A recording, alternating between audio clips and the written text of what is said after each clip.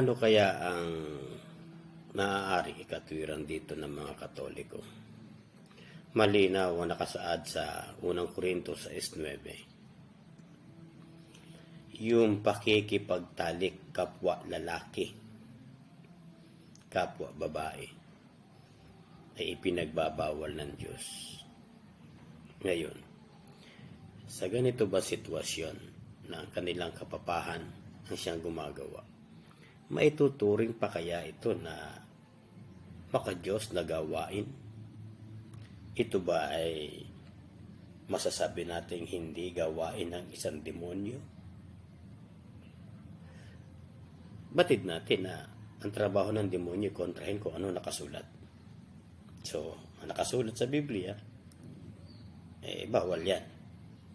Ngayon, aminit hindi ng Katoliko, alam na. Kayo na po ang bahala, mga kaibigan. Mga kapwa ko Katoliko, kaway-kaway na lang po. Salamat po na marami sa inyo.